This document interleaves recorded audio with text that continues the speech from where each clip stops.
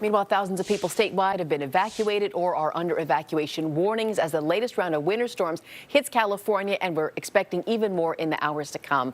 Joining us now on the 9, we welcome back Mark Neveau, former FEMA coordinator, to explore what's happening here in Northern California, but also statewide. The numbers tell an incredible picture. Isn't it incredible? To your point, what we're talking about, 15,000 people still evacuated. We got 54,000 under evacuation warning, 30,000 without power, 200 schools closed, 60,000 kids.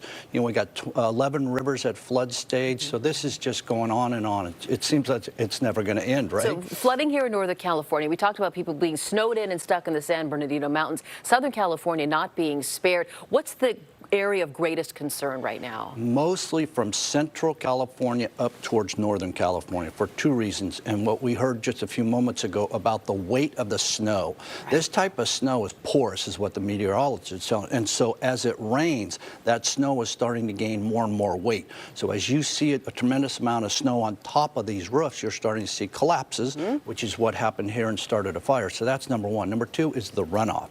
As we start to get through these storms and this starts to run off a little bit more, our levees are designed to handle some of that runoff, but not the amount and duration that's about ready to come. And is that that is what's happening in Pajaro? Yes. Okay. Exactly. 8-foot high, 110-foot breach of the levee flooded the town, and it was in the middle of the night, so folks didn't have an opportunity to get out. It's a heartbreaking situation there in particular because many of the people who were evacuated from their homes don't have a ton of resources, right? Let's talk about the immediate help they're receiving. Well, the president, Governor requested what they call an emergency presidential disaster declaration, and that was turned around within hours. And so right now there's 40 counties, which may be a record in the state of California. There's only 58. There's only 58, and 40 of them are under a presidential disaster emergency declaration. So what that means is, sheltering, mass care, generators, fuel, meals, things that kind of save and sustain life.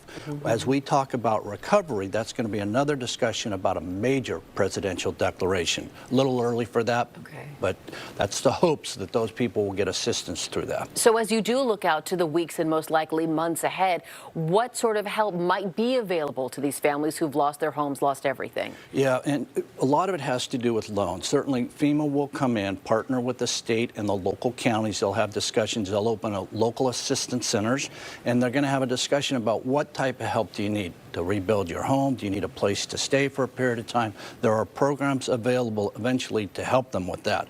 But a lot of times FEMA does not make people whole, and that's the hard part to this. It gets you a seed, starts you going, and usually most recovery comes from low-cost loans from SBA, the Small Business Administration, which is ironic, but that's where most of the help comes from. This sounds so similar to what you and I have talked about over the past several years when it comes to the wildfires, even here up in the North Bay. Yeah, it seems like we keep going through these challenges, right? I think it's ironic when you look outside. 90 days ago, we were in a drought.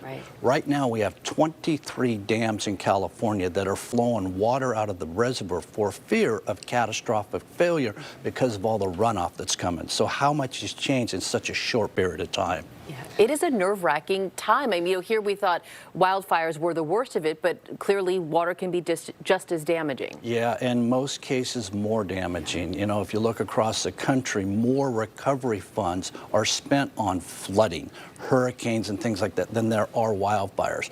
But it's nice to know the president's coming. Certainly, he's been a great assistance. The governor. In San Diego today. Yeah, and so he's going to be able to see. Heck, we just had a presidential declaration. What was it, 2 weeks ago in February? He was here for a visit in Santa Cruz when the pier and some of that. So it just seems like we keep going here.